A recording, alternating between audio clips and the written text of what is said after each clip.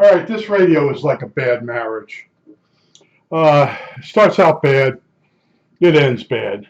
Now, you can bring all your tricks to the table, and this thing just bats you off, and it's all because somebody has sprayed the radio with some type of cleaner, the switches. Now, I like to say deox because I'm not absolutely sure it's deox, but in the groups, people will tell you once you spray it, the Bakelite wafers, which would be here, absorbs it, becomes conductive. Uh, the molecules of metal from the terminals flow through the Bakelite.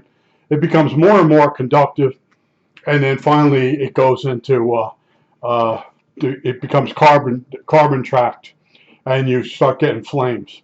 Now, before I go a little further, uh, if you work on this radio, you're going to need Bristol wrenches, a Bristol wrench set to get the knobs off. They're not Allen keys. All right, that's the first red flag.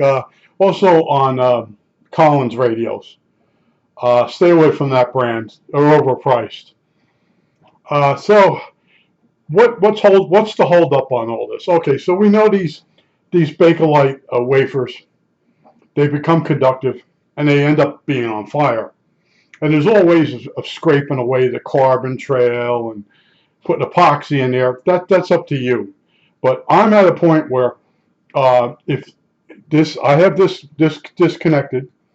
This is my problem. This terminal here is conductive through the Bakelite to this ground here. Now, if I put a meter in series from here down to the 250 volt source, the B plus, I can't see any current flow. I got my Simpson 260 out, which is because it's got a 60 microamp meter in it. Still can't see it. This terminal is just at the beginning of going bad.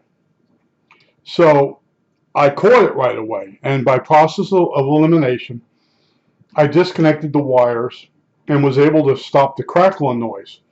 All these coils in this RF section, and this is the second RF amp. All these coils have one lead going to the 250 volt source. So if any one of these start breaking down, you get the crackling noise on the band you're on. Now this isn't on. This switch is off, but the current goes through the wire up from the B plus, actually from the B plus through the coil, up through this lead, through the Bakelite, and then to ground. So I had come up with an idea. If I loosen the rod that runs through this and put C-shaped pieces of, we could call it dollhouse glass. It's really plastic. You can also get the plastic from like tools. You know that plastic that's real hard to cut off or cut up to get the tool out. You make little C cuts and you loosen up the rod that goes through this, and you put them in behind here. So you insulate this ground from the Bakelite, from the conductive Bakelite. All right, let's call it conductive Bakelite. So now it's possible that will fix it, but I would really like to be able to see the flow of current when it's bad, and then to see the flow of current when I tried to make a fix. That's where I'm at now. And this is what I think about. And if this had gone bad worse, it would be a matter of digging out the carbonized Bakelite, putting some epoxy there, and putting it back together. But I've caught it early on, but I can't see the current that's causing the problem. You know, it comes up from the B plus, 250 volts. It goes to the bottom of the coil, down here. Through the coil, yeah, my nails are long, out the coil, and then up to this wire to the Bakelite. And that switch is not on. But yet there's current flowing. But I know it's flowing because it's arcing. But I can't see the current. And that's what I'm working on now. Because when I come up with a fix, I gotta see what I'm doing is fixing it. Now I know if I just loosen the rod that goes through the standoffs for this switch, it might just go away and then come back later on. See, this is the thing. When you fix something, you got to make sure you really fixed it, you know. But what's also eating at me is we had that really hot weather for I don't know how many months. You know, I become delirious. This project is real bad. Also, humidity makes this arc a little bit more. I go out walking, and I know better. Whenever it goes from being 80-something degrees in the morning to 65, that my body retains a certain amount of water. And I pooped. Everything seemed fine. I went walking. I got a mile and a half from the house. And I'm going to tell you, it wasn't a fart. It was a little wet. And I knew, just come back home. Just come back home. So that's what I'm playing with now. My body has to adjust to cooler days, drink less water, you know. But anyway, that's eating at me too. But as I'm walking, I'm thinking about this. I'm like, all right, when I get back home, I'm going to put the 60 microamp meter in the Simpson. Simpson, you use ground on the outside of the Simpson 260, and then there's a jack, and it says 60 microamps. And that's a really sensitive meter. That's the meter movement in the Simpson itself. And I put it in series with the 250 volts with this wire, and I don't see any current flow. Now, I can leave it on for a while and see if it starts arcing, and you'll see the needle jumping. But I really need to see the meter up, and then put in some shims made out of very thin plastic in here, and see it being fixed. And I know if that worked, you know, but I can't verify that it worked. I have to put the shims in there and then put the radio on for a few days and see if it starts crackling. And God forbid if another wafer starts crackling, then I'll think the first one I did. Oh, and this is the second time I've done this video. I hope I covered everything. This is basically the last one in this series, unless I come up with a fix. You know. I wanted to tell you about the website. I did this video and the computer shut off.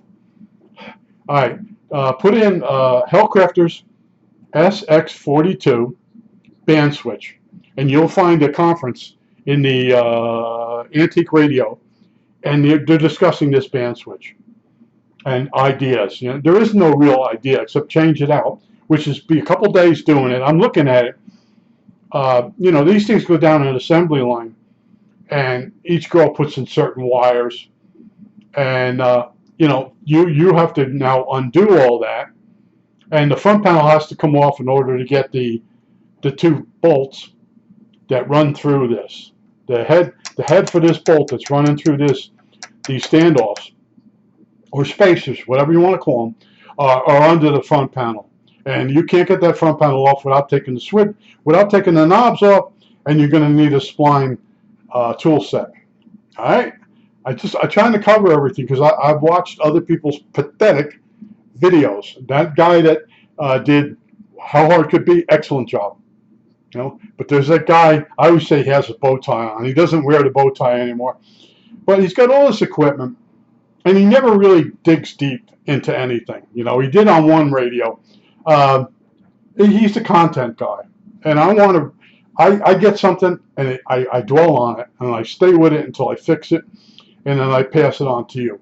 Now, I'm still getting people thanking me for the Blade 70S helicopter video. Now, that was a video. I did it. And I did it twice, and the first time I did it, it was okay. I deleted it when I got mad, but so many people buy the helicopter, and they don't realize you have to center the trims, and they're wondering why it ain't working. So they go looking, and one guy says, "Thank God that yours was the second video I found," and he did what I said, and it worked, and that's what I was doing. I knew there was something wrong with the model, the way it was flying. And I knew about the trims, and I even redid the video with a. Now I'm going to forget the name of the controller, the old-fashioned controller. Anyway, I showed how the old trims look, and versus the new digital trims on a transmitter. But I've been through a lot, and you know, now the weather's cooled down.